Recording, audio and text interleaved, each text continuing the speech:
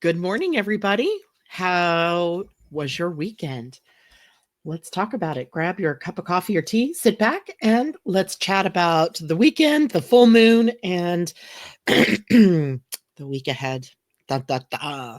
It's actually not that bad of a week ahead. It is a highly energetic week ahead with some pitfalls and some things that we're going to want to watch for, all culminating on Friday with the summer solstice and the eventual sun moving into Cancer and the preparation beginning for the eclipses of July, as well as the next Mercury retrograde. So we have a lot to complete this week in order to be ready for the new. So let's see. Good morning. We have Ashley. It's good to see you this morning, and Mimi and Vanita. Great Monday morning to you. It is another Monday with a void of course moon. So if you had trouble rolling out of bed this morning, or if you're having trouble getting your motor running, that would be why, right? The moon is void until 9:13 West Coast time, 12:13 East Coast time. And in the last aspect that the moon makes before it moves into the void is what we're left with for as long as the void lasts, and we were left with the full moon. So we are even maybe feeling still the backlash of whatever it is that we're completing, whatever it is we're releasing, and whatever it is that we're moving away from. So for some of you, that could be emotional. For some of you, it might be a physical thing that you're letting go of. For others, it could be something that you've done a 180 and you're moving in a new direction. So it could be many things depending on what is going on in your life and in your own astrology chart.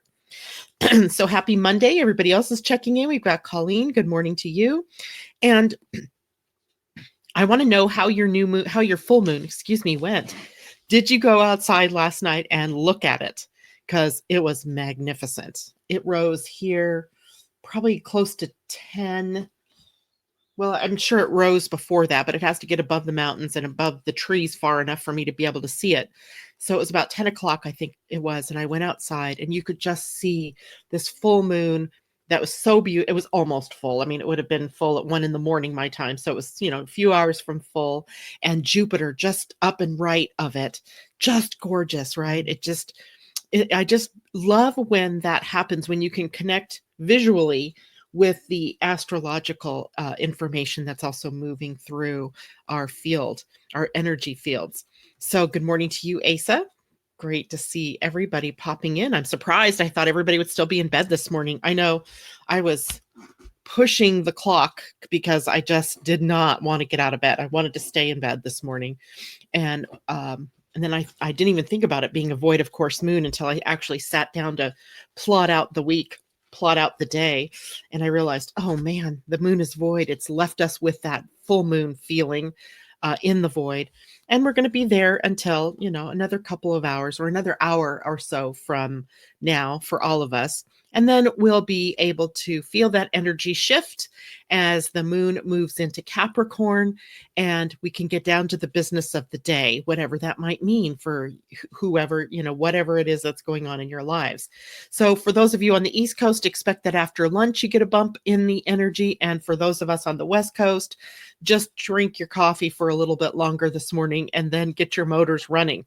And that's exactly in time with what's going on for me today. As soon as the show is over here, I am transitioning my workstation again into my kitchen, into my dining room, because I cannot write from this spot. I don't know what it is. It's a brain block. It is a belief. I don't know, but I can work better when I go out there, and I have so much to write, and I'm dragging my heels, right? I'm just dragging my feet.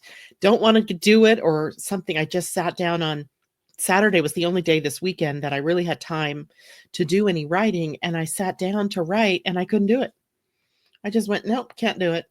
So I went with the flow of the energy rather than beating myself up or doing anything, to force myself to do something that it wasn't energetically possible at the moment. I just let it go and went with the flow of the energy. And it felt so good to release myself from the burden of having to do what I didn't want to do or what wasn't energetically possible for me at this moment. And of course, that's coming to us because, let me see if I can show it to you. That's coming to us via this channel in human design right now. the 12, which is up here in the throat, and the 22 down here in the emotional center. The 22 is where Neptune is, and the sun is right now up at 12. And and I think the earth is also at 22. Oh, no, earth is at 11. Never mind. But it is Neptune at 22 and the sun at gate 12. And what that does is it instigates the gate or the channel of being shy or being bold, being in the flow of creative energy or not. And so the best way through this energy in your chart then, because everybody has that channel defined right now through tomorrow, through Wednesday. And the best way to do that is to just go with the flow, right? If you're ready to speak or you're ready to write or you're ready to do something with someone, yay. If you're not, it's okay, right? The time will pass and you will be back to, the ability to do that. And that is the case anytime we're dealing with a connection to the emotional center. It's about the timing for something. And even today, our Pleiadian earth energy is at 7 merging, which is, 7 feeling. 7 itself is the energy of merging. It is about coming together, joining all your parts and people coming together from, different areas of your life. And then feeling, which is an emotional connection. So today is about owning our feelings, our emotions, and our negative aspect of that may be to watch for reactivity, make sure we're not overreacting to things that are going on, but also owning it or feeling it. Sometimes we don't want to feel it, right? We just put it on the back burner and we just think, okay, in an hour or 2 or 3, that'll be over. Or I'll deal with that tomorrow. And thus we never get into the real feeling of what it is we're feeling. Today's a day to do that. What are you feeling? Right? Being okay with what you're feeling. And if it is the feeling of, I don't want to do anything, and it's possible for you to go with that feeling, then go with it. Right? If you fight against it, just let me tell you, fighting against those kinds of feelings just causes pain, wound, suffering, and anger eventually within us. So go with the flow today. This too will change, right? As anything with the moon, it changes. And we will have more energy later in the day today to get things done. So let's see here. We have a gorgeous full moon here in New Jersey. Oh, I'm so glad because it was, I mean, when you're standing outside and you're looking at a sky like that, and I'm looking out my window because it was right out that way, you just want to share it with everyone. If you could have the whole world with you feeling the feelings that you're feeling by the magnificence of what you're looking at, there would be peace. There couldn't be war in the face of some of the beauty that we actually have when we take a moment to look up at the stars. Let's see who else. We've got Dion Deshen. Good morning to you. Asa says it was so bright and beautiful. And yes, I could see Jupiter. Absolutely. A gorgeous full moon in New Jersey. Allison, good morning to you. She says closed her house on Friday. Woohoo! Last week flew by, especially Monday. The week that was one of our quieter weeks. This is the raising hell week that we have, if we want to look at it that way. And then next week we'll quiet back down again. It's like a crescendo, right? It builds up and then it releases. And this is the week where it's up at the peak. And we're up at the peak for a couple of reasons. One, the moon today, after the void is over, moves to Capricorn. And remember who's in Capricorn: Saturn, Pluto, the South Node. And the opposing sign from Capricorn is Cancer. And who's moving into Cancer this week? The sun. And we have a Mercury-Mars conjunction in Capricorn, opposing those planets over there in Capricorn. So we have the moon playing trigger. We have Mercury and Mars coming together, triggering. And what they're triggering is the next step in our releasing of the old in favor of the new. A new world, a new you, a new country, a new set of values based on nurturing, sustainability, and being a kinder, gentler world. Now, does that mean we're going to get there right away? Well, God, I hope so. But I'm realistic as well. And I know that it's a process, right? We still have, it's not like those planets in Capricorn are moving out of Capricorn. They're there for another year or so. And in the case of Pluto, for another few years. So we're still in that process, right? Of breaking up the old, of releasing the old and making that shift to the more Cancer energies of nurturing, right? Of protecting what's valuable, of protecting the weak, right? The weaker links, and strengthening those weaker links so that they can move on into the world in a very powerfully strong way. So it's a lot of energy going on out there for everybody.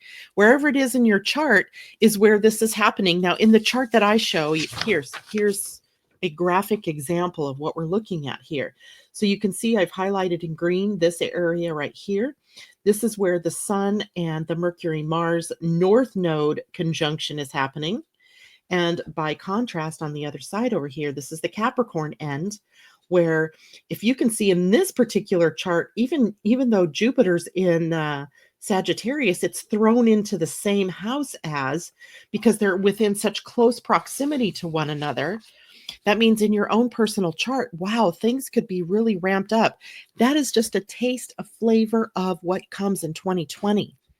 So if you're feeling crunched, if you're feeling empowered to let go and to move on, or if you're feeling sort of scared about the future, this is the reason, right? And this too shall pass. But it's really, this is really a call for us to get balanced between spirit and body, to embody, to be whole, to be all that you can be, to quote the Army. I can't stand it that they hijacked that saying, because it's really true. This is a time for you to be all that you can be and to embody all that you can be. So for example, and I'm not sure I made this clear last week, so I want to backtrack over this just a little bit because the full moon, you guys know what an Oreo is, right? Who doesn't love an Oreo, where you have the two cookies, but you have the soft inner creamy part, right? It's like an Oreo, a cookie sandwich, right? So we have these two highly energetic connections between planets sandwiching the full moon.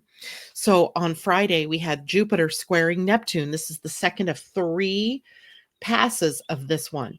And Jupiter squaring Neptune is where we talked about the detoxifying of your environment, the detoxifying of your inner environment, meaning your body, which could mean your thoughts and your feelings, your emotions, whatever's up here in your head, whatever it is that you're ingesting, making sure it's clean and it's, right for your body, as well as the outer environment, right? Who are you surrounding yourself by?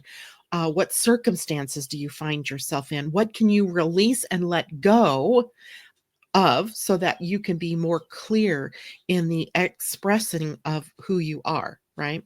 Then on the other end of the full moon is tomorrow's Saturn sextile Neptune, which is also a 3-4, right? We had it along with the Jupiter square Neptune in January.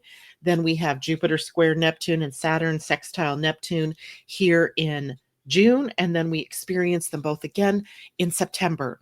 And that means we have this 3-pass opportunity to embody more spirit, to become more discerning about what we let in and what we keep out, or what we resonate with versus what we don't resonate with.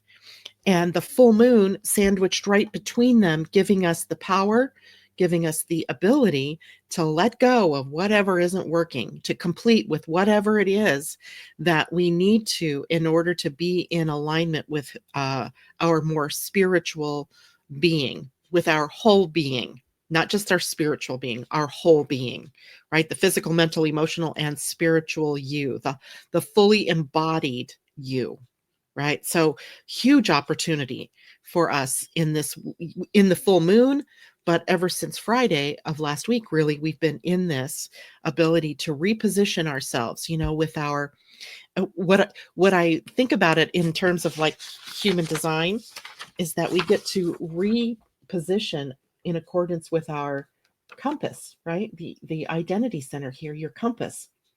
The truth of who you are is in your compass, whether it's open like it is in this chart, whether it's defined, and whether what depending on how your personal energy is hooked up. Remember, in our new definitions, at least my new definitions, these have been around probably, but that this is the center here for love. So what realigns us with love? Love of self, love of humanity, love of the earth or being in the physical, and the love of spirit. And that's important because when we move into Friday and the summer solstice, the sun and earth begin to resonate with the gates of love, right? It becomes one of the cross quarter days. Well, it's not a cross quarter day, but it's the solstice and the equinoxes make up the crosses of the vessel of love, where we really embody the energy of love.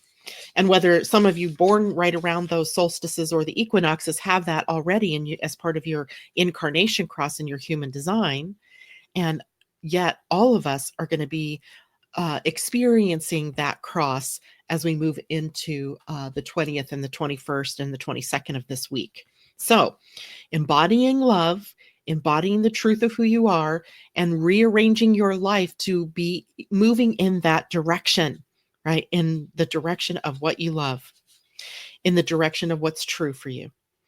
Helping in a sort of, highly energetic way is the planet Chiron and the planet Uranus. They're in a semi-sextile. So as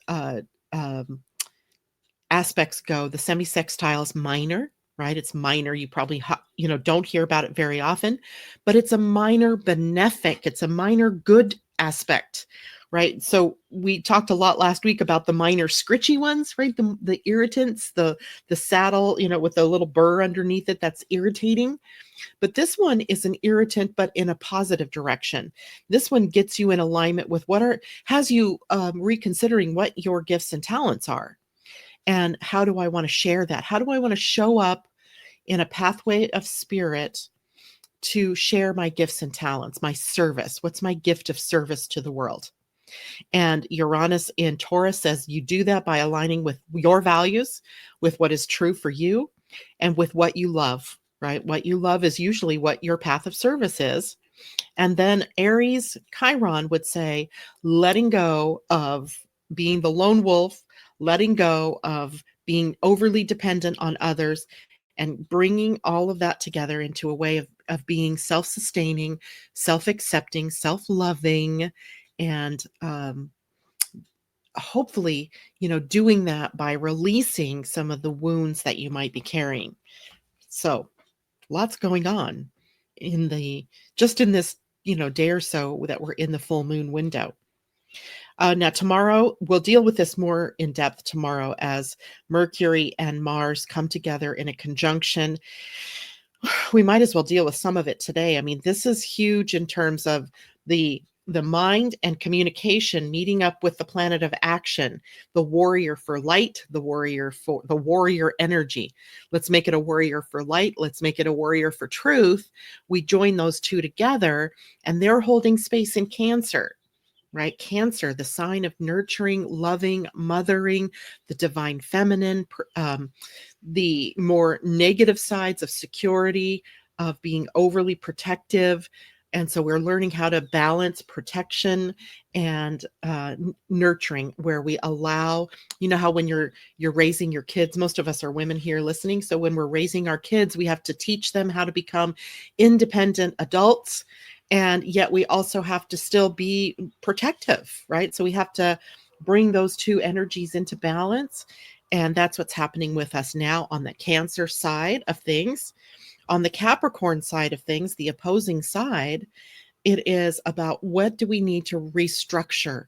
What is sustainable in our structures? And the structures can be anything. I mean, in our outer world, we know what those are, right? The government, the medical industry, the economy, schools, all of those things are institutions and are our big structures or forms, but you also have them in your own life. It might be the way that you work your day. It could be your routine. I mean, like how do you get up and you do this and you do that? What might you restructure there? It might be how you have your financial picture structured. It might be how you have your work structured, right? If you're in business for yourself versus working for someone else, and how does that structure work? So there's a lot changing in your personal life as well. But the bigger things, the things that get the bigger, noise, are the ones that happen out in the big wider world, right? That's what we hear about. But this is also happening in your personal life. Now, the best way through this is to use discernment. And discernment means being able to weed through all of the noise and find the right path. And that's the right path for you, not necessarily the right path for everybody else, right? Even though what you do affects other people, your family or your friends or your coworkers, etc. But ultimately you have to be true to you. And that's where, Jupiter is still sitting at the gate 26 in human design: integrity, right? Integrity, being true to oneself, and not telling yourself lies. That gate is an interesting gate because it's the sacred trickster. If you look in the gene keys and look up gate 26, the shadow energy is really about that trickster energy where we're not truthful with ourselves. We've convinced ourselves of something else that's true, and then we try to convince everybody else about it, and it never rings true, right? Because you're not being true or authentic or in your own authority. So we have a lot of opportunity to realign with our truths right now, and a lot of high energy to show us exactly where we're out of alignment if we choose to stay out of alignment. So it's all in service to the higher plan. It's not like Mercury and Mars are ganging up on you and that Saturn, Pluto, and the moon this week are beating up on us. It is about being in service to the higher truth, to the bigger plan, to the evolutionary impulse, to the cosmic plan, which brings me to today and tomorrow and likely even Thursday, where the sun is opposing the galactic center. So you guys have heard me talk about the galactic center, and I started to write a blog post, but then that fell apart because I couldn't write. And I can't share the picture here. Maybe I'll post it on the page later, because it was the most beautiful picture of the galactic center. And it's from the Hubble telescope looking side on to the final arm of the center of the Milky Way. And you can see the galactic center right there. And it's the source of a lot of high energy particles that come into the Earth from all over: gamma rays, cosmic rays, neutrinos, highly mutative energetic particles. And they stream throughout the whole of the cosmos from the galactic center, including they bathe the moon, the Earth, our entire solar system, our personal solar system. And with these high energy particles that trigger growth. Well, once a year, the sun gets into an opposition with that, and it is sort of like capturing that new energy, and its rays then shine that energy out to us. So we end up being bathed in the reflection of what's possible from the galactic center. The full moon, and even the moon right now at this moment, is conjunct the galactic center. That is changing our feelings, our souls, and bringing our souls into alignment with what more is possible as it streams from that sacred center of our universe, or of our Milky Way galaxy. And there was something last night when I was out on my deck and I was looking at that full moon. I thought, the full moon, the moon itself is the soul of humanity. Not it may be our individual soul and our individual connection to emotions, but it really represents the soul of humanity. It is the thing that we see in the night sky that changes constantly, that we in our very young human age could count on, that we were going to see it changing from new to full and then waning again, back to new. And so we see this cycle over and over again, and it really becomes a sort of standard by which we view our own lives, right? Through these cycles of birth, through to culmination, and then through to waning, through to death again, and the rebirth, and on and on. So when we align ourselves with that cycle, we see everything from a different perspective. And it's remembering that different perspective in the heat of the moment when things are chaotic and crazy that helps us to get through those times, remembering everything is cyclical, and we are moving through cycles of the moon, but even bigger cycles of time. As we move into 2020, the big cycle of time that is playing out, that hasn't played out on this planet since 1894 or 1834 BC, before Christ. So 4,500 years ago, right? So big things going on, and how privileged we are to actually be here in this moment as these cycles unwind and reveal to us what more is possible for humanity, for the universe, for all life in all planets, throughout all of the cosmos. So it makes you feel really small, but at the same time, such a part of something that's so much bigger than us. It's really amazing to me. I hope that my words can translate that amazement to you as well. Okay, let's take a break here really quickly and take a look at what people are saying. So, good morning, Irina. It's great to see you. She says, hello, everyone. Happy moon. Happy full moon. And hello, Kate. Kate Anjalia Loy. And she says, hello, Janet. This is Anjalia from New Paltz, Shamir's friend. Ah, yes, Kate. I was listening to, I think it was you and another woman and Londa on a broadcast from Janet O'Shea the other day. And I loved what you guys were saying. I think you're part of the group. These women are putting on a wonderful retreat here in the Pacific Northwest. You know, the Pacific Northwest is all environments throughout all of the world are unique and lovely and beautiful and have their amazing energy.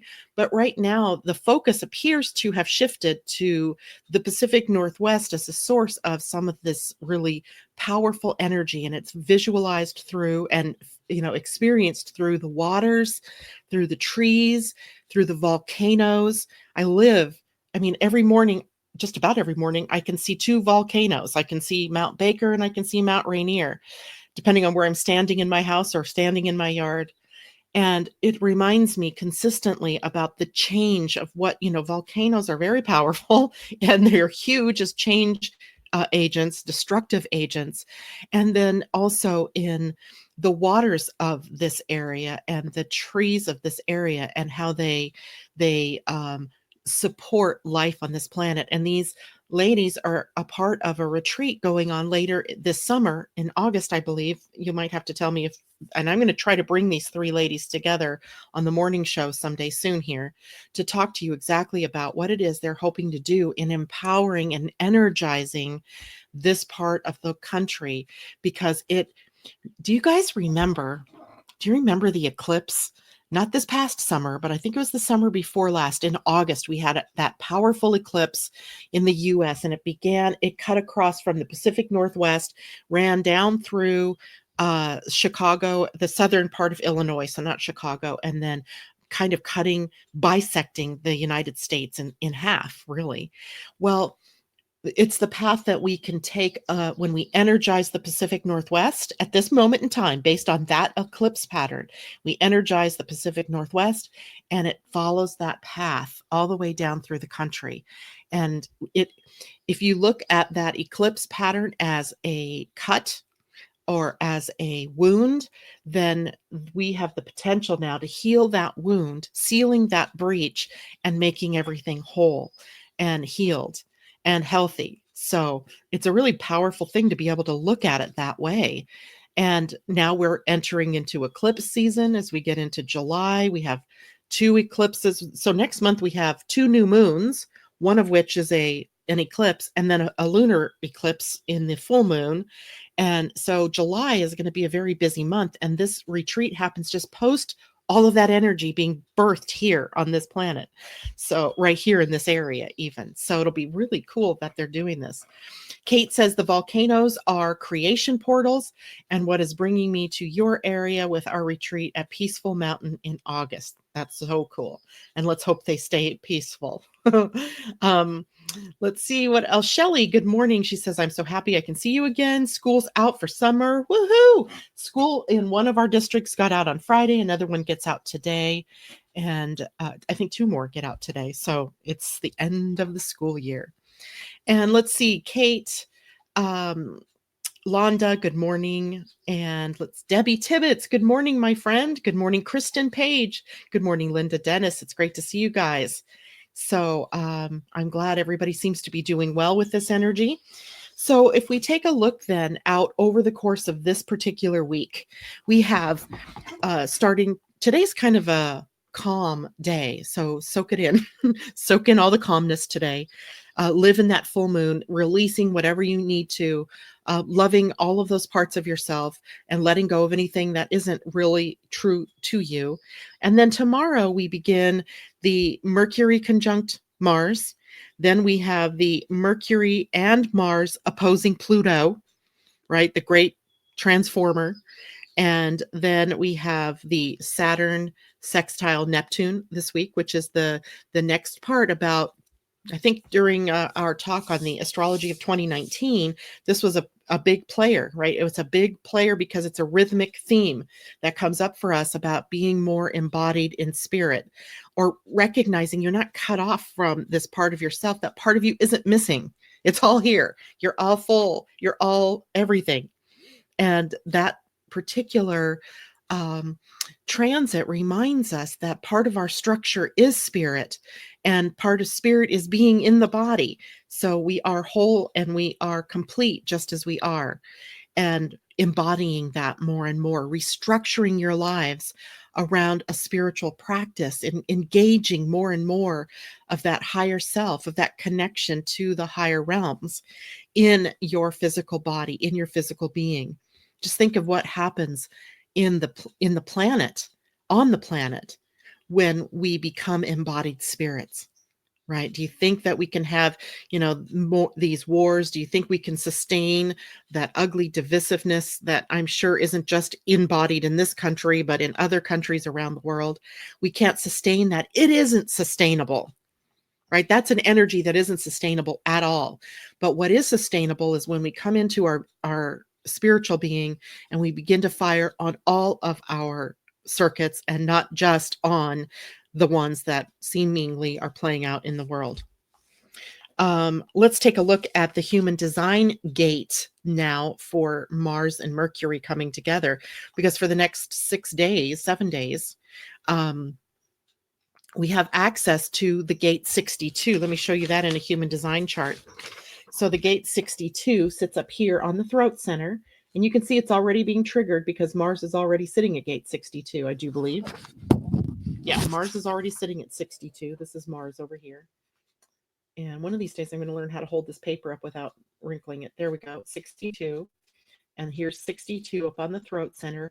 It is a gate of details.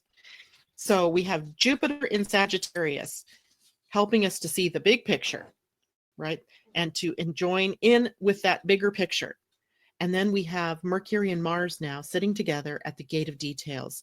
So now we have to actually make the plan, work the plan, and follow the plan.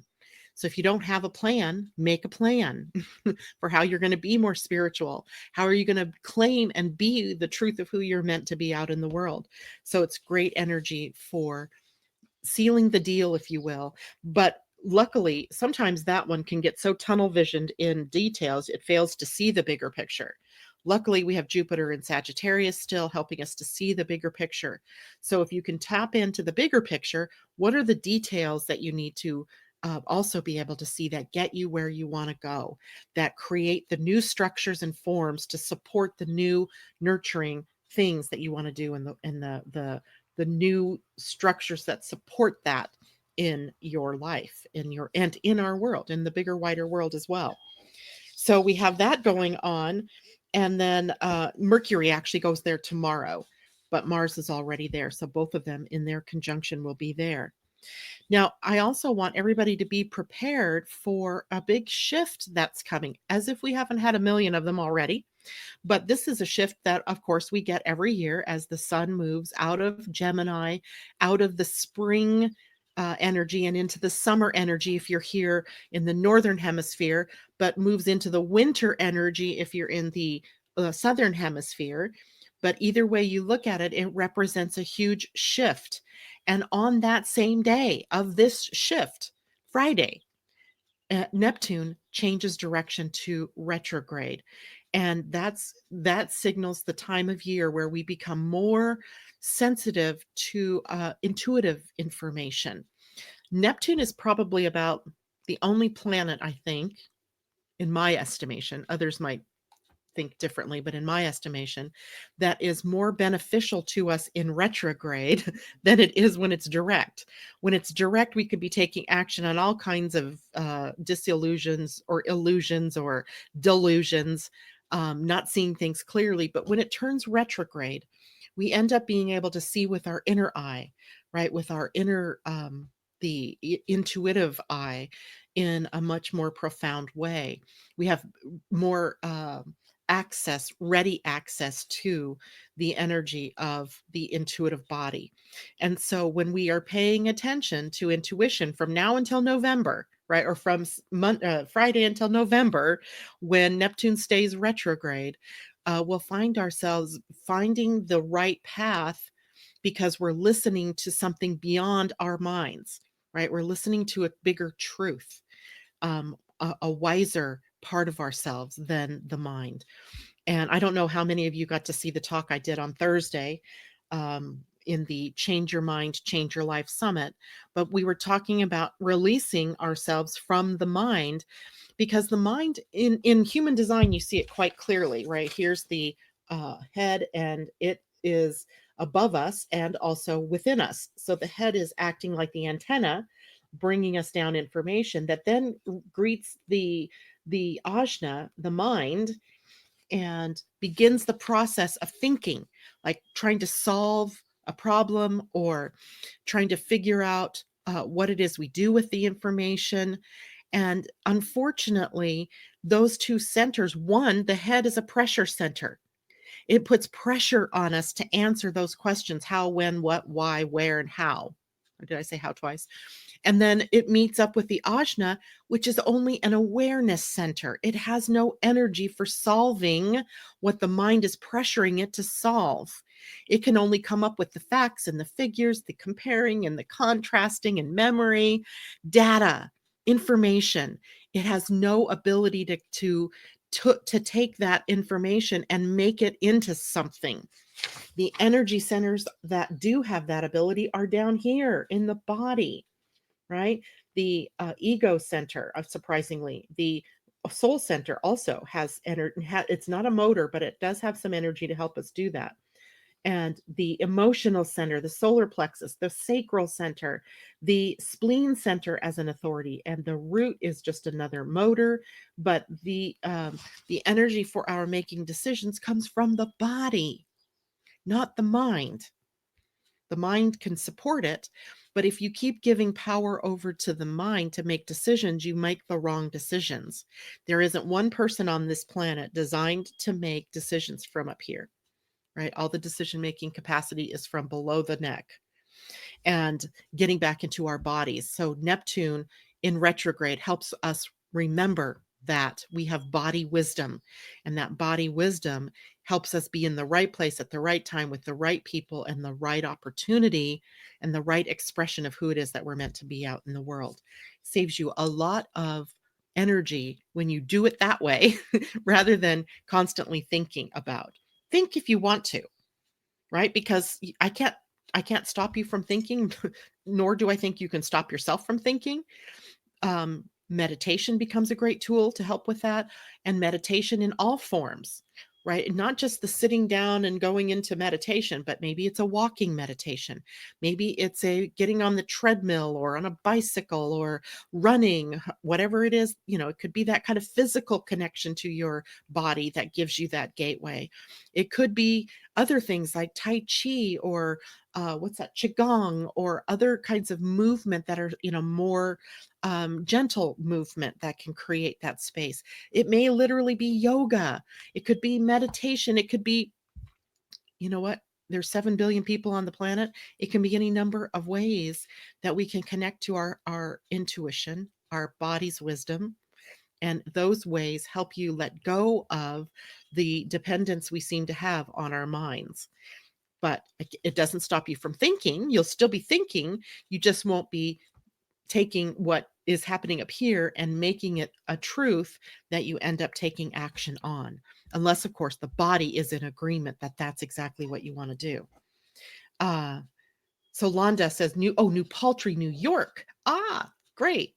So Londa says, letting go what's not true for you. Yep. Can you repeat what you said about restructuring? Okay. I said so many things about that, Londa. I'm not sure where to go with that, but let's just see. We've got the planets Pluto, Saturn, the South Node, all in Capricorn. And these are the demolishers at this point in time, right? They are destroying the old. They're destroying via exposing what is no longer sustainable. And then we have to choose then from the opposite side, Cancer, what it is that is supportive. What of the structures over here are worth keeping and moving forward with versus what's worth letting go of and moving on. And I read another astrologer's blog or something. I don't remember where I was. And she was comparing it to doing a remodel in your house, or she was talking about a remodel in her kitchen. And in order to do the remodel, what happens first? You have to destroy, you have to take out anything that you're not keeping in that kitchen. It might be the whole of the thing, right? You might be gutting the kitchen in order to rebuild or restructure. It could be the parts of it have to go, right? Each of us are in the process then of that kind of remodel in our world, in our lives, and in favor of what's more nurturing in Cancer, what's more protective, let's say, or what's more supportive and more sustainable for the long haul. And oh, by the way, did I tell you that the eclipses are across this part too? Right? So this is the focus for us all the way through the month of July, from now until July, and hugely into the end of this year and all the way through 2020, that axis. So wherever Cancer, Capricorn is in your chart, wherever Aries and Libra in your chart are located, is where you're going to feel this. And then for some people who are Libras, who are Aries, who are Capricorns, who are Cancers, it is happening in a big way in your charts. Life is in a restructure. Not all the signs are going to feel it equally, but if you have one of those 4 signs in a place in your chart that's highly activated, maybe you have other planets there besides the sun or the moon, then you're going to feel it too.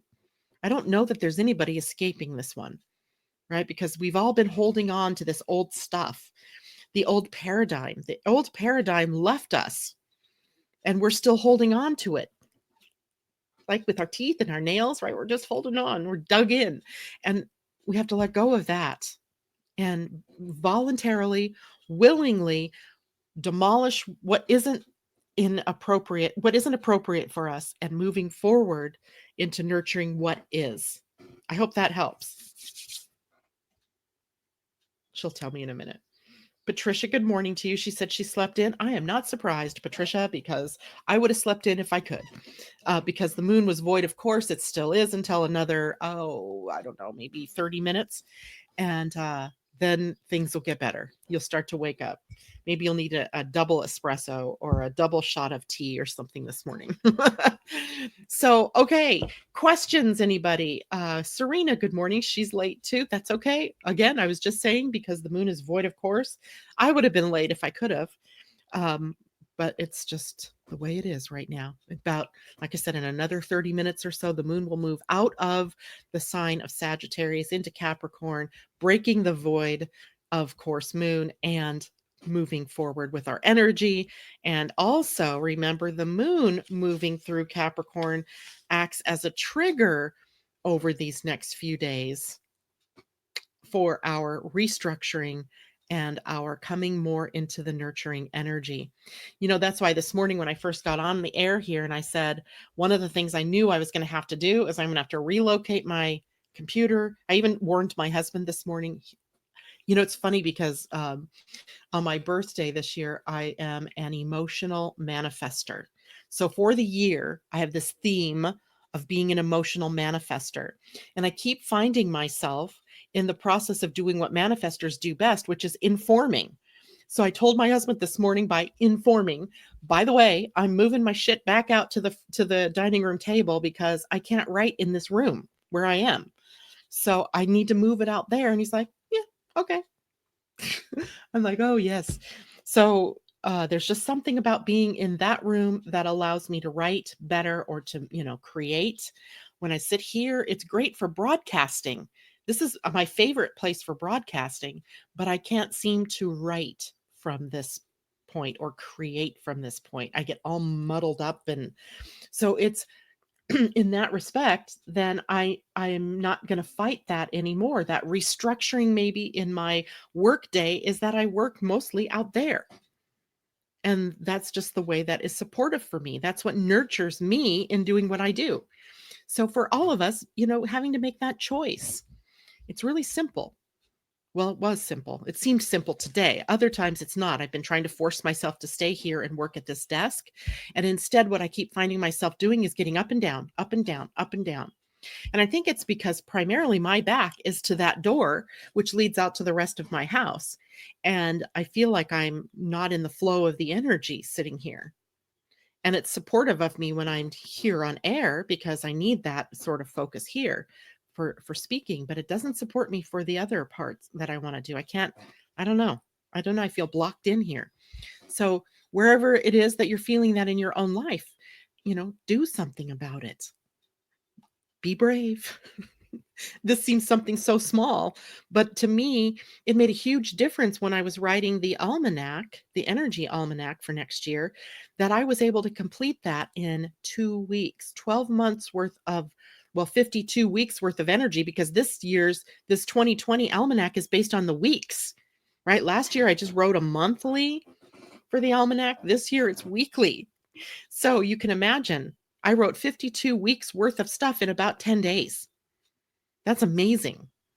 I mean, when you think about it, because I simply chose to move out to where I felt the energy was flowing more freely for me. That was a huge impact in my life from something really very small. So that's what I'm talking about. It doesn't have to be the big things. Let's crash down the government and, rise up against the machine or anything like that.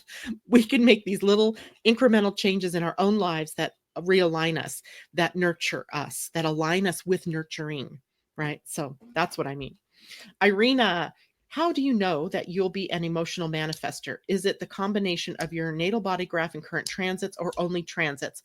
It is my solar return. So you can set up a chart in human design, much like regular astrology, that is called a solar return.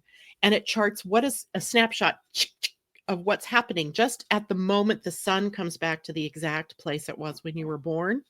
And of course, the other planets have moved. The moon will be in a different place. The all of the other planets are in different places. So it's like an overlay, if you will, a thematic overlay to who you are by birth. So I feel the emotional manifester energy, even though I'm not a manifester, right? And I'm not meant to turn into a manifester for this year, but that energy is playing there, right? And it's an emotional manifester, realigning with emotions in my creative energy, in the things that I begin and the things that I take to completion, right? Manifestors are great initiators. They only stick with what it is that really speaks to them, and they'll stick with it till the end if it's appropriate for them. So it's a kind of caution for me personally to make sure that what I do begin is something that's really near and dear to my heart. and I have something huge that I'm working on that's near and dear to my heart, and I need to be somewhere better for me to be able to do that. So I hope that helps, right? You can do that astrologically, and you can do that with your human design. And technically, I could take the day and the month and the year this year, and I could create a Gene Keys hologenetic profile for that. I'm not sure that that would be the best thing to do. I think it would probably be more confusing than helpful. But definitely looking at human design in a solar return is also helpful to help you get the themes that are rolling through for this particular year. Londa says, allows you to expand into the field, water births, creation in water, nurturing your creative process. Ooh, yeah. In feng shui, that is your knowledge corner, the way that I do feng shui. So, knowledge corner, maybe that's why, Natasha, that it makes it so much easier for me to write up there, if that's the knowledge thing, right? I don't know what part of the feng shui I'm in here, but um, Allison says it's closed off from the free flowing air, and I am an air sign. Wow, that is true. This room in the summer is the hottest room, and it's the most miserable to sleep in if you don't make sure you have the windows open and the fans blowing throughout the day to keep that energy blowing through. And yet out there, both doors, the front door and the back door, are almost in direct alignment, just a little bit offset from one another. So you get that airflow. So it does. That makes perfect sense to me. And Natasha says, yay, I am a lot of Cancer and some Aries. Glad I have the summer off to do what is calling. Exactly. She's a teacher's aide and she's out of school. Woohoo. Irina says, thank you. Interesting. I didn't know that there's a solar return chart also in human design. You can do progressions in human design. You can do solar returns in human design. I am going to turn 58 this year. So I'm also looking at my Saturn return in my human design. You can do all kinds of fun stuff. A Saturn return, of course, happens right between age 58 and 59, also 28 and 29. So you can pull charts for that and see what your Saturn lessons are and what it is that you have to, literally that makes up a good idea of what it is that you are in this process of deconstructing in order to reconstruct, to rebuild. So it's a good chart. Was being in your home, yes, coming in the backside of your door with your knowledge corner. Now you sit is in my relationship corner. So that makes sense too. Here I am on this show. I build relationships via doing the show here in this room.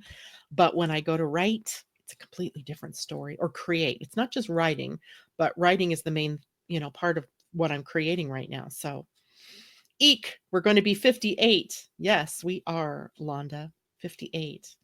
Hard to believe. I'll be even eekier when I turn 60. Right now, 58 is just another number. Okay. Anybody have any questions? Anything that they want to bring up? Just know you're in this big shift time coming up on Friday, and shifts are sometimes uncomfortable, right? They're not always easy. And yet we have things that are supportive of the shifts that we're making. And I encourage everybody, if you need help with your shifting, you can get a reading. If your birthday's coming up and you're a Cancer or you're a Capricorn, I would get a reading, because that place in your chart that's very energized right now is going to be pulling in a lot of what happens for you over the next, not just this year, but all the way through 2020 included. So important for you to know ahead of time maybe how that's going to play out. In fact, I'll send out the special birthday pricing this week for those of you who are Cancers. And I may just do that for everybody who might want to know what's going on across that axis in their chart. I think that's a really good idea. So that's it. Shift your shit, Londa says. Shift it all. Shift it. Be okay with what's shifting. Be okay with what's leaving. Be okay with what's coming in. It's all good. And it's only our mind's connection, our fear that if we let go, that there won't be something to fill in the gap. Dive into the void. Dive into that and just see what happens. Feel your way into more is possible if you let go of all of that baggage, of the old stuff, right?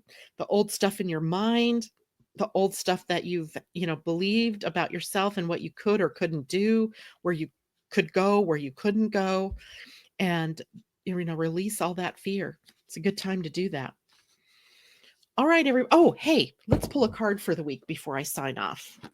It's getting close to 9. I'm trying to stay within an hour. Some days that's good. Some days that's not so good. But let's draw a card for us for the week, one that is going to help guide us, right, through whatever it is. And this is from what comes up is imagine. Imagine. And I like that. Hey, there's 2 cards.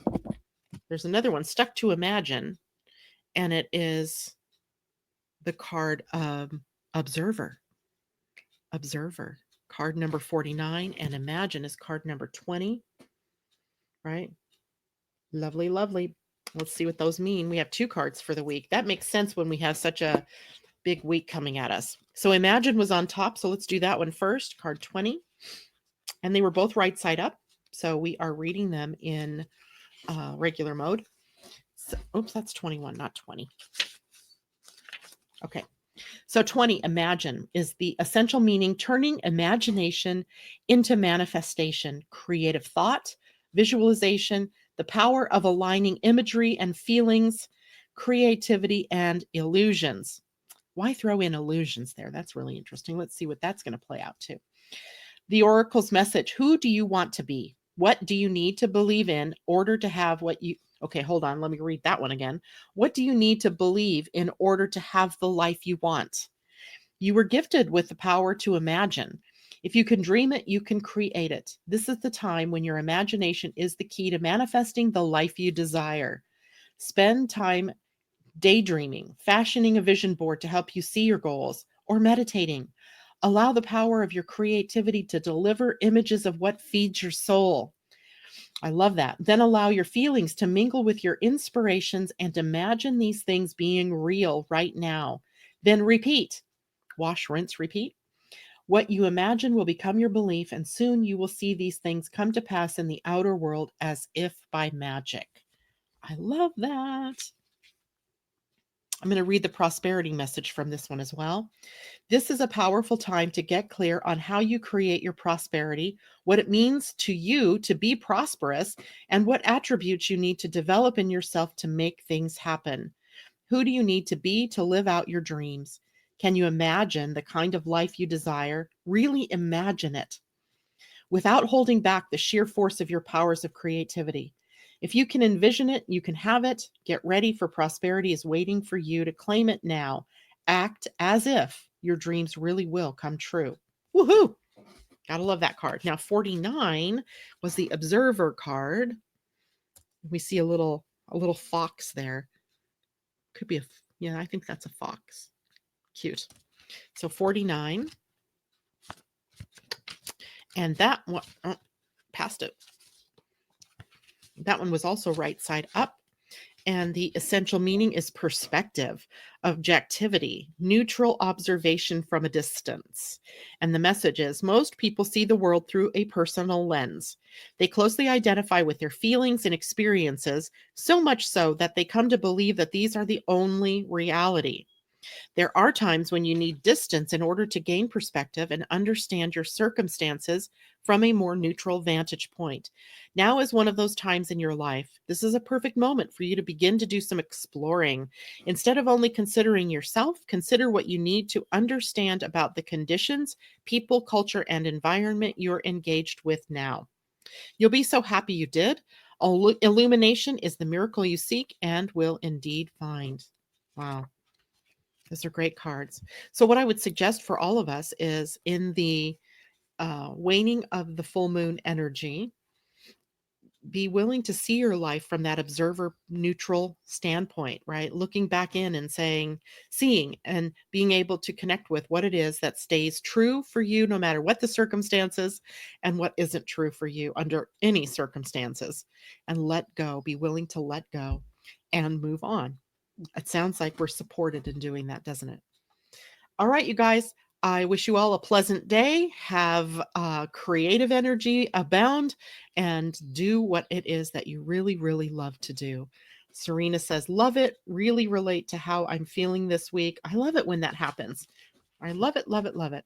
All right, everybody, take care. Much love to all. See you tomorrow morning. Bye for now.